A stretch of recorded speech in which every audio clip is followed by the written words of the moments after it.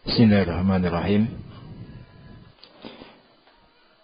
Innal hamdalillah nahmaduhu wa nasta'inuhu wa nastaghfiruh wa na'udzu billahi min shururi anfusina wa min sayyiati a'malina. Man yahdihillahu fala mudilla lahu wa man yudlil fala hadiya lahu. Wa asyhadu an la ilaha illallah wahdahu la syarika lahu. وأشهد أن محمدا عبده ورسوله. قال الله تعالى في كتابه الكريم: يا أيها الذين آمنوا اتقوا الله حق تقاته ولا تموتن إلا وأنتم مسلمون. أما بعد. Ikhwana fi din, a'azzakumullah. Insyaallah kita lanjutkan pembahasan kitab Sahih Al-Bukhari. Pembahasan kita masuk pada bab yang ke-46 dari Kitabul Wudu. Nah,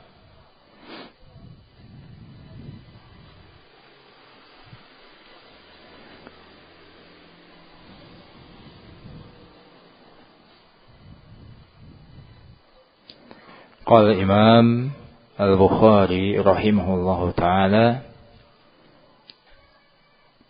Babul wudu minat tauri. Bab berwudu minat tauri, dari taur, ya, dari bejana yang terbuat dari tembaga keumumannya.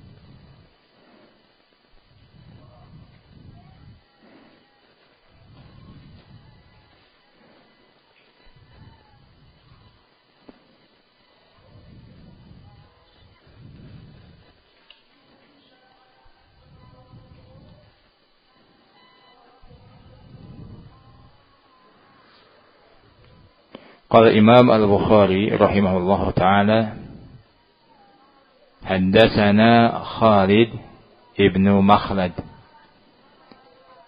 Menceritakan kepada kami Khalid ibnu Makhlad.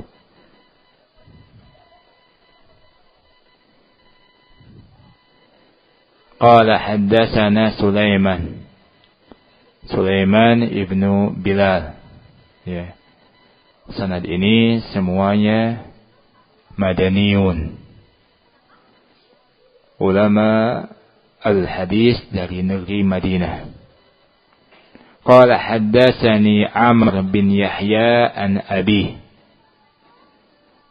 Ceritakan kepadaku Amr bin Yahya an Abi, dari bapaknya. Qala kana ammi yuksiru minal wudu. Pamanku, yaitu Umar bin Abi Hasan, yuksiru minal wudu, banyak melakukan wudu. Qala li Abdullah bin Zaid, beliau berkata kepada Abdullah bin Zaid, salah seorang sahabat Nabi sallallahu alaihi wasallam, akhbirni kaifa ra'aita an-nabiyya sallallahu alaihi wasallam yatawaddau. Beritahukan kepadaku bagaimana engkau melihat Nabi sallallahu alaihi wasallam berwudu. Ya. Ini semangatnya beliau menimba ilmu dari seorang sahabat Nabi sallallahu alaihi wasallam. Bertanya tentang bagaimana sifat wudu Nabi sallallahu alaihi wasallam. Dan telah kita jelaskan, para salaf, mereka adalah orang-orang yang semangat dalam mempelajari ilmu agama. Mereka berusaha semaksimal mungkin dalam ibadah-ibadah yang mereka lakukan, supaya sesuai dengan apa yang dicontohkan oleh Nabi sallallahu alaihi wasallam. Ya. Dikarenakan ini yang diperintahkan oleh Nabi sallallahu alaihi wasallam. dalam masalah salat, Rasulullah mengatakan, "Sallu kama ra'aitumuni usalli." Salatlah kalian sebagaimana melihatku salat. Dalam masalah haji, "Khudhu anni manasikakum." Ambillah manasik haji kalian dariku. Dan secara umum Rasulullah mengatakan, "Man 'amila amalan laisa 'alaihi amruna fahuwa rad." Barang siapa yang mengamalkan suatu amalan yang tidak ada contohnya dari kami, maka amalan tersebut tertolak. Nah, sehingga di antara konsekuensi dari syahadat anna Muhammadar Rasulullah adalah beribadah kepada Allah dengan apa yang disyariatkan oleh Nabi sallallahu alaihi wasallam. Syekh Muhammad bin Abdul Wahhab rahimahullahu taala mengatakan, konsekuensi dari syahadat anna Muhammadar Rasulullah ta'atuhu fima amar wa tasdiquhu fima akhbar wajtinabu ma naha anhu wa jajar wa alla yu'badallah illa bima syara'a. Mentaati apa yang diperintahkannya, membenarkan apa yang dikhabarkannya, menjauhi apa yang dilarangnya, dan beribadah kepada Allah dengan apa yang disyariatkannya. Ya. Ini konsekuensi dari syahadat anna Muhammadar Rasulullah. Dalam masalah wudu pun, ya, hendaklah wudu kita sesuai dengan apa yang diajarkan oleh Nabi sallallahu alaihi wasallam. Dikatakan wudu termasuk di antara ibadah, dan ibadah secara umum syaratnya ikhlas dan mutaba'ah. Nah, ikhlas dan mengikuti sunnah Nabi sallallahu alaihi wasallam.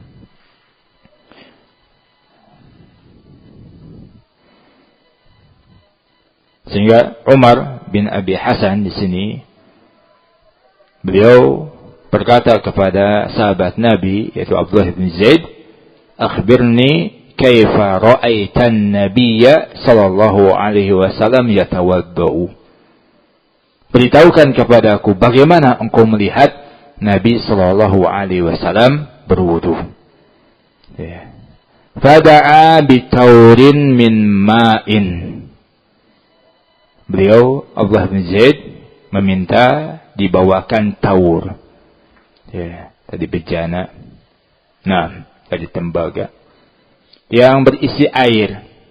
Fakafa'a ala yadayhi faghasalahuma salasa mirar. Kemudian dia menuangkan kepada kedua tangannya dan membasuh kedua tangannya 3 kali. Yang telah dijelaskan ketika awal berwudu. Pertama yang dibasuh adalah kedua tangannya. Ya. Tidak yang kanan dulu, tidak yang kiri dulu, tapi langsung kedua-duanya dibasuh. Ya. Kedua tangan sampai pergelangan tangannya. Nah, dikatakan, sering kita ulang, tangan ketika dimutlakan itu sampai telapak tangan. As-sariqu was-sariqatu faqta'u aydiyahuma. Ya, pencuri laki-laki maupun perempuan, maka potonglah tangannya.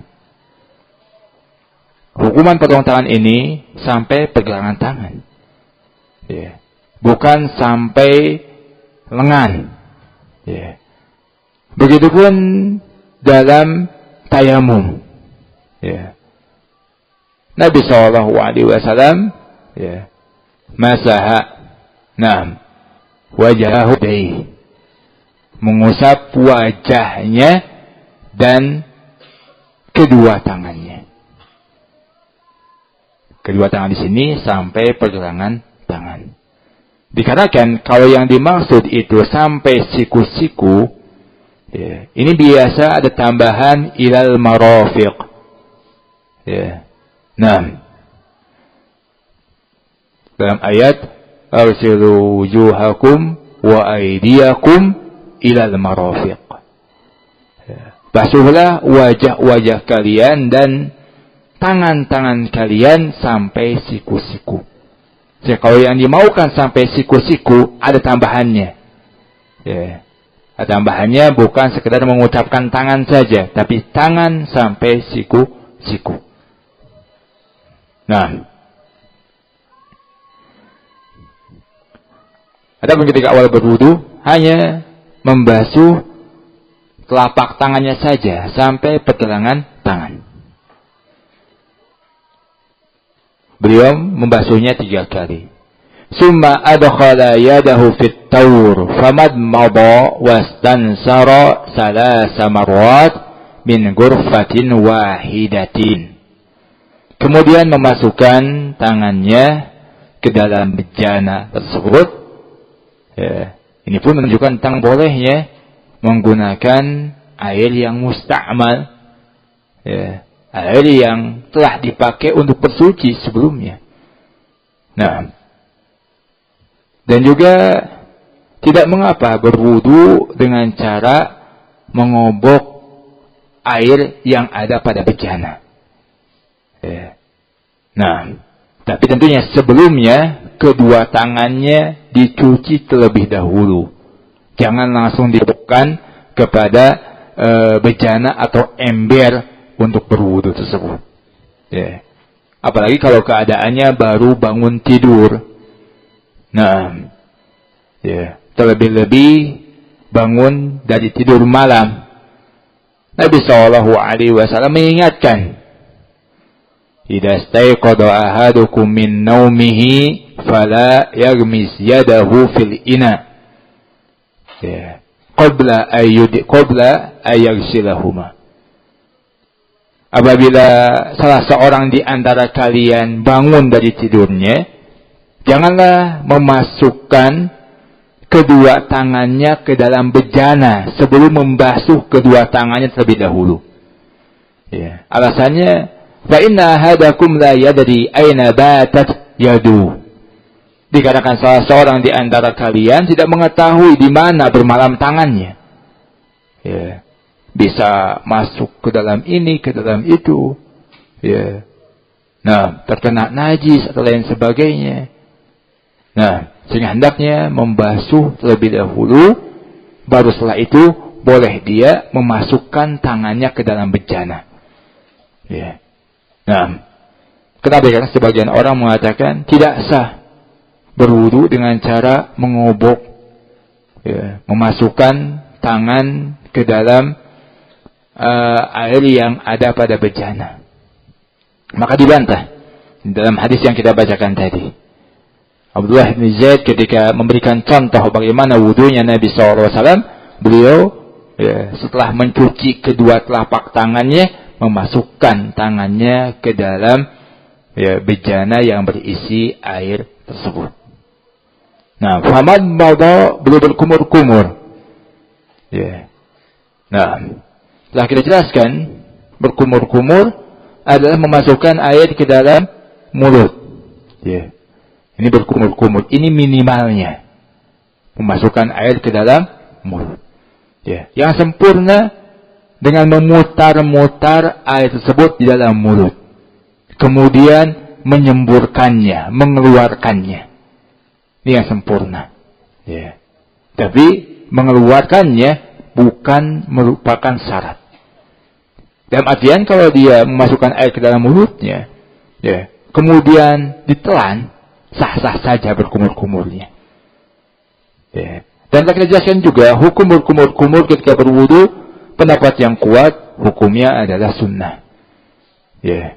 Nah, ada pun hadis yang mengatakan, "Idza tawadda'ta famadmid," apabila engkau berwudu, maka berkumur-kumurlah, dengan lafaz perintah. Ini hadisnya lemah. Ya. Kenapa dikatakan? Ada sebagian ulama berpendapat dengan hadis ini bahwasanya hukum berkumur-kumur itu wajib.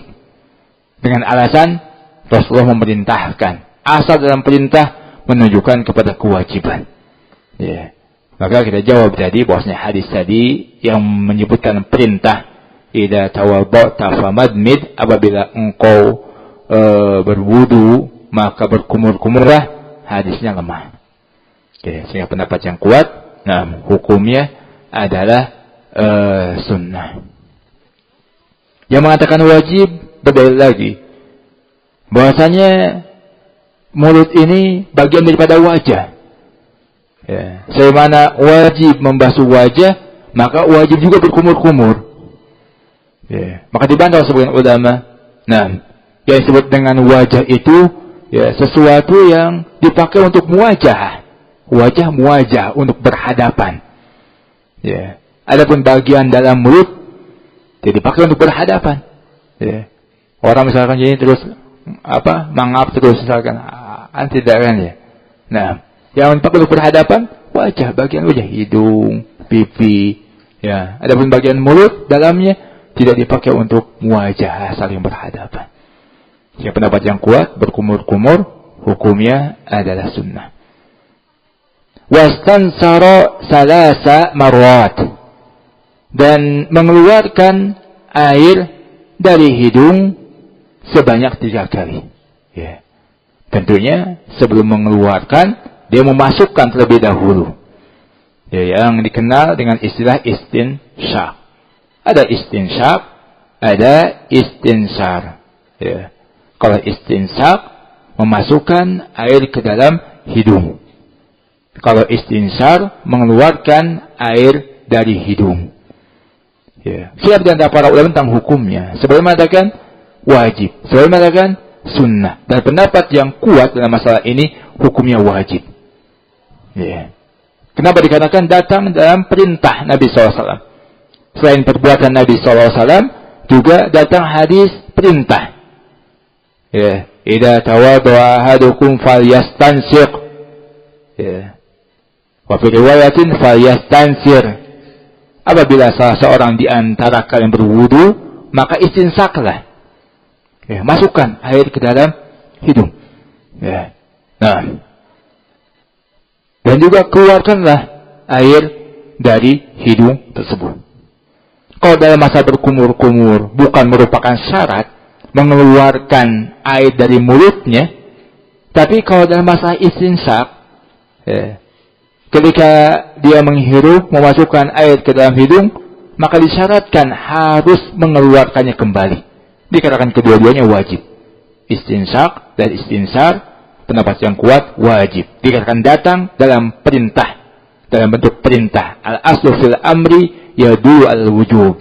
Asal dalam perintah menunjukkan kepada kewajiban. Ya. Dan di antara hikmahnya banyak sekali istinsak ini. Ya. Selain untuk membuang kotoran-kotoran yang ada dalam hidung, juga untuk mengusir syaitan. Ya. Rasulullah mengatakan, fa inna syaitan yabitu bi khuysumihi. Sesungguhnya syaitan bermalam pada lubang-lubang hidungnya. Jadi, di antara cara untuk mengusir syaitan. Barakallahu fikum. Ya. Disayangkan sebagian masyarakat umum tidak paham dengan masalah ini. Ketika bagian hidung, sebagian mereka hanya membasuh hidung bagian luarnya saja. Bukan dihirup airnya ke dalam hidung. Ya, tapi hanya bagian luarnya saja. Ya, diusap-usap, dibersihkan. Ini suatu kesalahan. Padahal Nabi SAW mengatakan, baligh fil istinsak illa an takuna sha'ima. Ya, demikian sempurnakanlah dalam istinsak.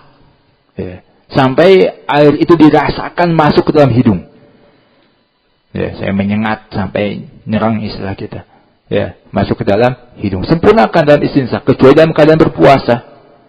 Kalau dalam keadaan berpuasa, kedarnya saja. Khawatir, airnya masuk ke dalam hidung, kemudian masuk kepada tenggorokan. Barakallahu fikum. Tapi selain dalam keadaan berpuasa, hendaklah bersungguh-sungguh dalam istinsak. Sempurnakan dalam istinsak sampai terasa air masuk ke dalam hidung.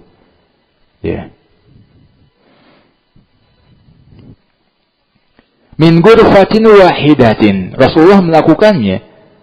Ya, yang contohkan oleh Abdullah bin Zaid, berkumur-kumur dan juga istinsak dan istinsar min ghurfatin wahidatin, dari satu cidukan. Ya.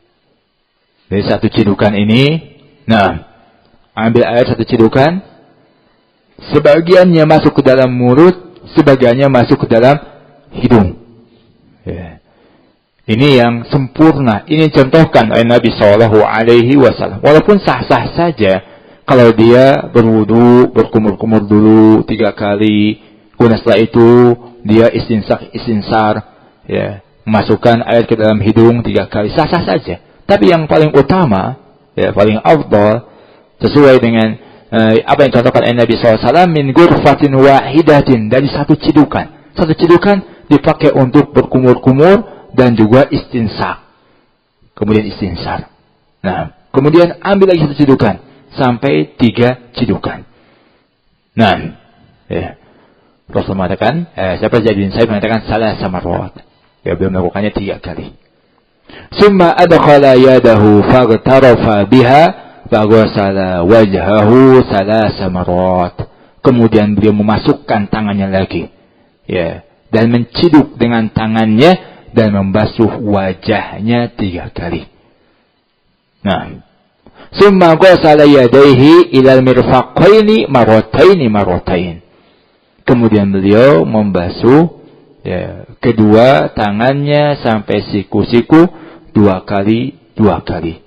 Summa akhadha biyadihi ma'an famasaha ra'sahu fa'adbara bihi wa aqbalah.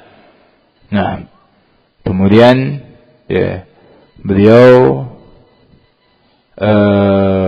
mengambil air dengan tangannya dan mengusapkan kepalanya.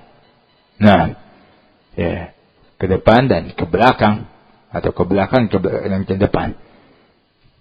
Nah, summa ghasala rijlaihi. Setelah itu beliau membasuh kedua kakinya.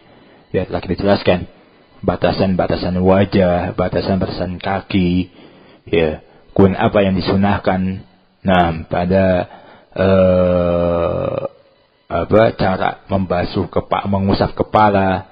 Dan juga kita jelaskan bahwa al-udunani min ar-ra's, ya, 2 telinga ini bagian dari kepala pada pembahasan yang sebelumnya.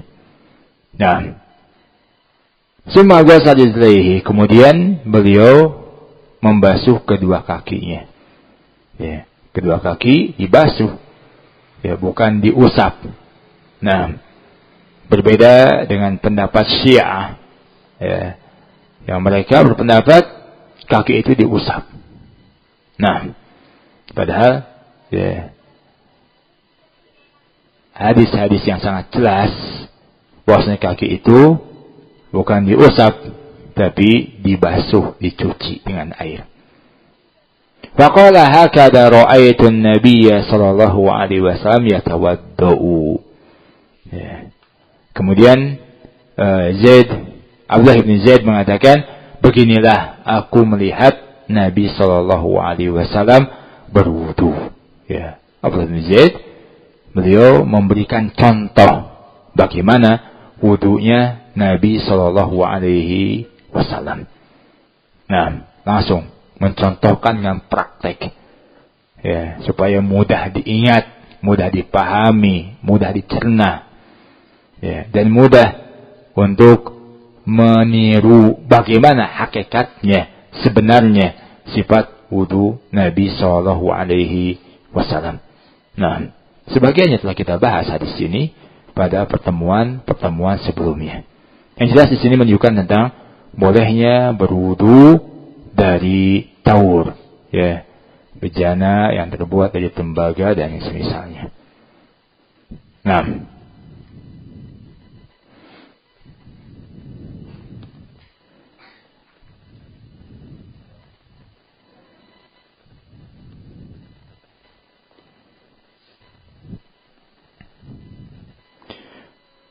tapi kita masuk pada hadis yang berikutnya, hadis yang ke-200. Qala Imam Al-Bukhari rahimahullahu ta'ala, haddatsana Musaddad qala haddatsana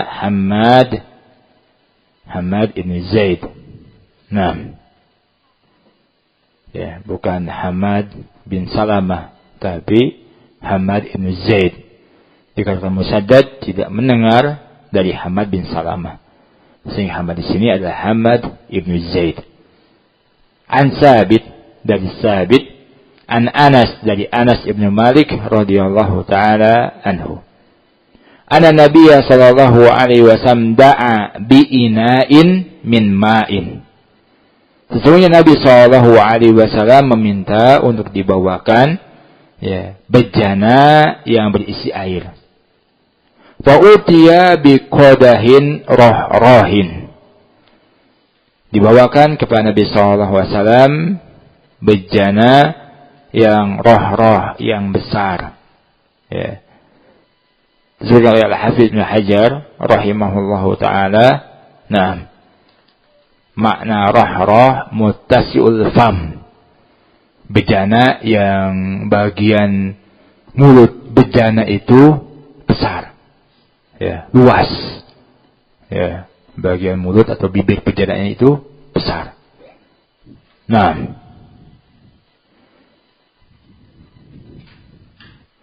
kata Imam Al-Khattabi, roh-roh al-ina al-wasi' as-sahn al-qarib al-qa'r. Ya. Bejana yang luas. Ya. Luas bagian bibirnya, bagian mulut bejana tersebut. Nah, tapi tidak dalam. Ya, tidak dalam, dangkal. Ya, ini namanya roh-roh. Dibawakan, kata Nabi SAW, bejana yang seperti itu. Ya, yang bagian mulutnya luas, tapi tidak dalam. Nah, fihi syai'un min ma. Dalam bejana tersebut ada air. Ya, ada sedikit air. Fawada'a asabi'ahu fi. Rasulullah meletakkan jari-jarinya ke dalam bejana tersebut. Nah, qala Anas berkata, faja'altu anzuru ilal ma yanbu'u min baini asabi'ihi. Ya, maka aku mulai melihat, ya, kepada air yang memancar di antara jari-jari Nabi sallallahu alaihi wasallam. Nah, ini menunjukkan tentang, ya, agungnya dan besarnya mukjizat yang Allah Subhanahu wa taala perlihatkan melalui nabinya sallallahu alaihi wasallam. Telah kita jelaskan, ya, mukjizat ini melebihi mukjizat Nabi Musa alaihissalam. Nah, Nabi Musa alaihissalam Allah perintahkan, idrib bi'asaka al-hajar. Pukulkan tongkatmu ke batu. Ketika dipukulkan, memancarlah, ya, pada batu tersebut 12 mata air. Nah, yang memancar mata air apa? Batunya. Ya. Nah, adapun Nabi SAW yang memancarkan mata air tersebut dari jari-jarinya, biidznillah, dengan izin Allah Subhanahu wa taala. Ya. Kalau Nabi Musa kan pukulkan tongkatnya ke batu, batunya yang memancarkan mata air dengan izin Allah Subhanahu wa taala. Adapun Nabi SAW memancarkan mata air tersebut dari jari-jarinya. Ya. Sesuatu mengatakan ini lebih besar lagi mukjizatnya dibandingkan Nabi Musa alaihissalam. Nah, ya.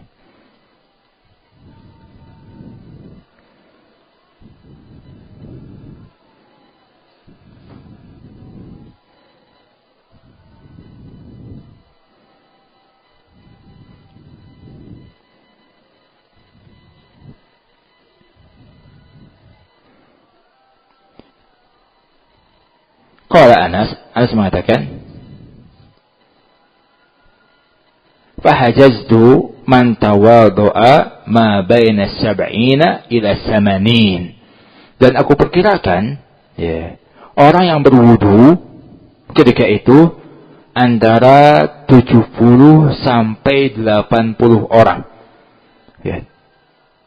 Nah, pada dari bejana yang tidak cukup menampung banyak air. Ya. Bejana yang besar itu luas bagian mulutnya saja, adapun bagian dalamnya dangkal, tidak dalam.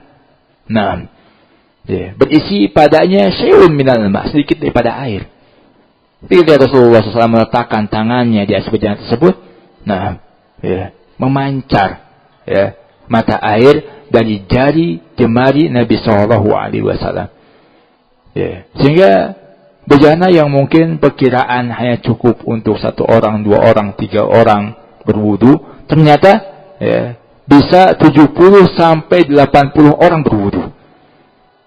Nah, ini antara barokahnya Nabi SAW. Nah, banyak hadis yang menyebutkan hal ini. Nah, seperti susu yang sedikit. Nah, kemudian Rasulullah mendoakan keberkahan. Cukup untuk puluhan orang. Padahal susu ini mungkin hanya cukup bagi 2 orang, 3 orang saja. Tapi Rasul mendoakan keberkahannya. Nah, sampai cukup puluhan orang, bahkan mereka semuanya kenyang, bahkan masih ada sisa. Subhanallah. Dan banyak kisah-kisah ketika menggali farid dalam perang Khandaq. Nah, kemudian diundang Nabi SAW, ada makanan sedikit, yang mungkin cukup bagi Nabi SAW dan beberapa orang saja. Rasul mendoakan pada makanan tersebut, kemudian mengundang semua sahabat-sahabat yang menggali farid, dan ternyata cukup bagi mereka semuanya. Nah, ini keberkahan Nabi SAW. Dan telah dijelaskan bahwasanya Nabi itu jasadnya berkah. Barokah. Nah, sehingga para sahabat pun berebutan mengambil sisa atau bekas air wudu Nabi SAW. Dan juga ketika ada sahabat yang sakit, ketika itu Ali bin Abi Thalib, Rasulullah SAW meludahinya, dan ketika itu sembuh dengan izin Allah Subhanahu Wa Taala. Bahkan ada di antara sahabat yang lainnya seperti istrinya Rasulullah Ummu Salamah menyimpan beberapa helai rambut Nabi SAW yang digunakan untuk penyembuhan, pengobatan. Dikatakan tubuh Nabi itu barokah. Nah, dan ini tidak bisa dikiaskan dengan selain Nabi SAW, yang dianggap para ulama atau lain sebagainya. Tidak. Atau yang dianggap wali, tidak bisa dikiaskan dengan keberkahan jasadnya Nabi SAW.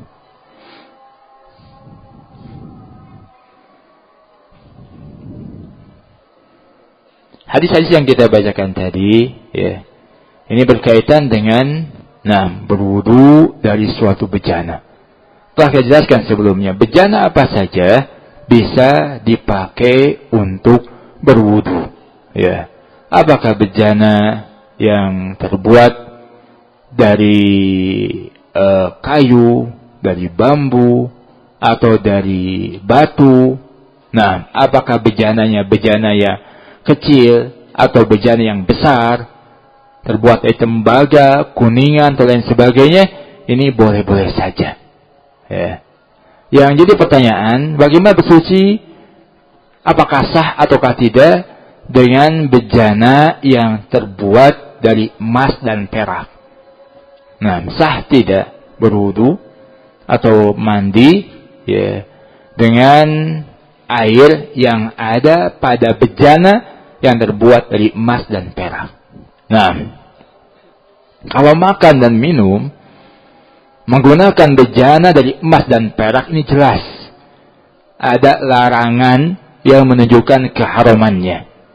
Dari sahabat Hudzaifah bin Yaman radhiyallahu taala anhuma, diriwayatkan oleh Imam Bukhari dan Imam Muslim, Rasul mengatakan, la tashrabu fi aniyati dhahab wal fiddah wa la ta'kulu fi sihafiha.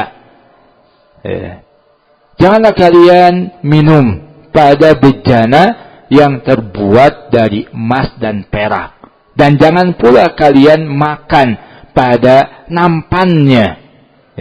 Nampan yang terbuat dari emas dan perak. Fa innaha lahum fid dunya walakum fil akhirah. Sesungguhnya bejana emas dan perak itu bagi mereka, bagi orang-orang kafir di dunia.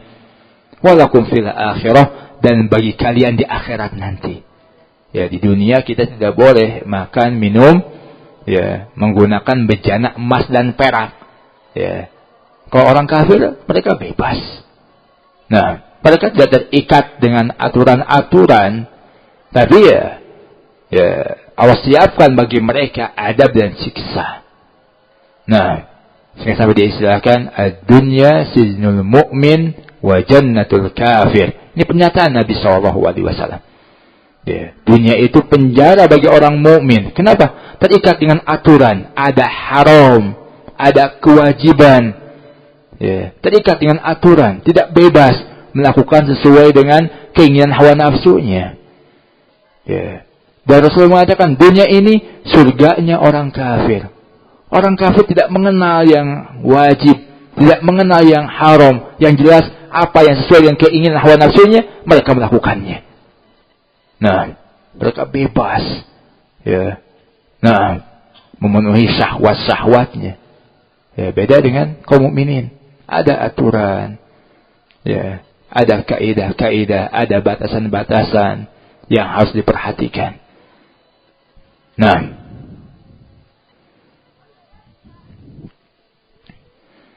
begitupun dalam masalah ini. Dalam masalah bejana dari emas dan perak yang digunakan untuk makan dan minum. Rasulullah mengatakan, fa innaha lahum fid dunya. Bagi mereka orang-orang kafir di dunia. Walakum fil akhirah, dan bagi kalian di akhirat nanti. Di akhirat nanti kalian akan makan, minum dari bejana tersebut. Bejana emas dan perak. Subhanallah. Nah, di sini menunjukkan tentang larangan makan dan minum dari bejana emas dan perak.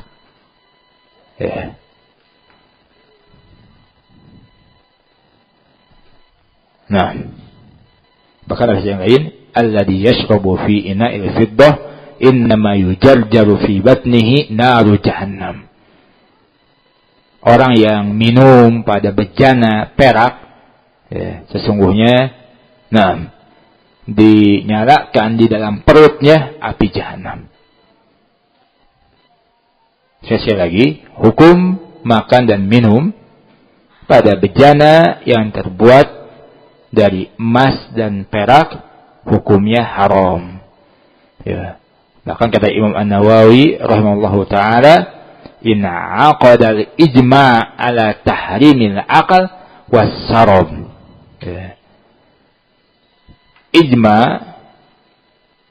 sepakat para ulama tentang haramnya makan dan minum pada bejana emas atau perak.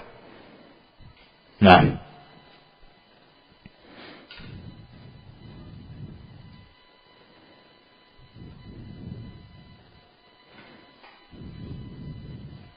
muncul pertanyaan, bagaimana kalau bejana emas dan perak tadi digunakan untuk selain makan dan minum? Kalau untuk makan dan minum, jelas ini haram. Bagaimana kalau digunakan untuk selain makan dan minum? Untuk tadi berwudu misalkan, dan semisalnya. Yang jelas bukan makan dan minum. Untuk menyimpan barang-barang atau yang semisalnya.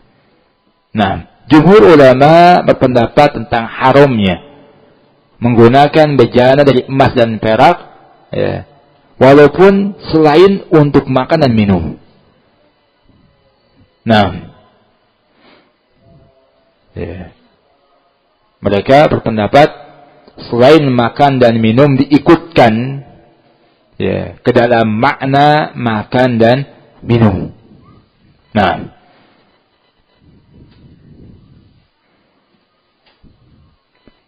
adapun yang lainnya di antara para ulama,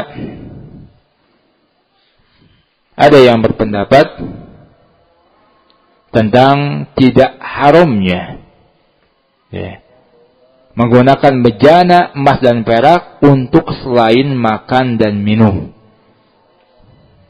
Nah,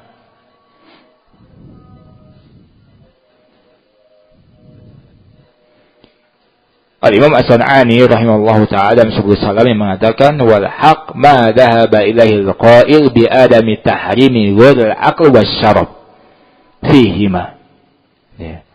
Yang benar kata beliau, pendapat yang dibawakan oleh orang yang menyatakan tidak diharamkan selain makan dan minum pada bejana emas dan perak. Nah,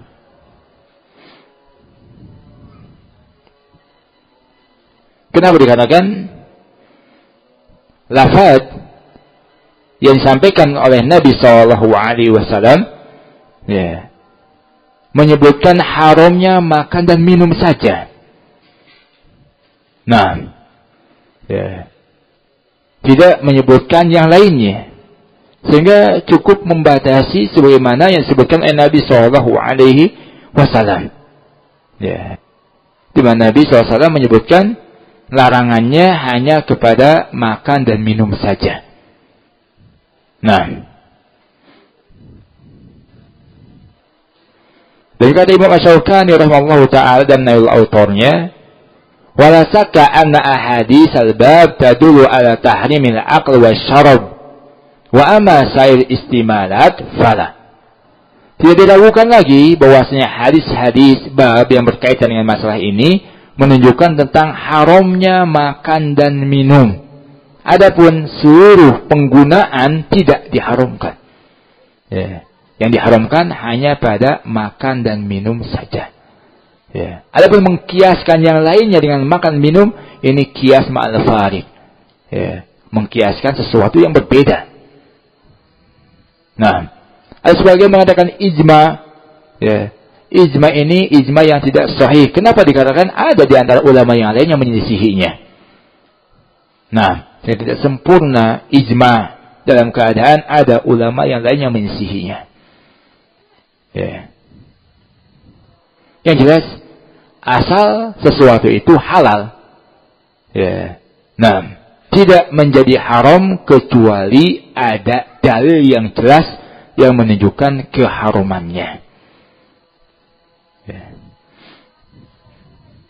Sehingga kembalikan kepada hukum asal. Hukum asal itu al-ibahah, boleh, sampai ada dalil yang jelas yang mengharamkannya. Nah,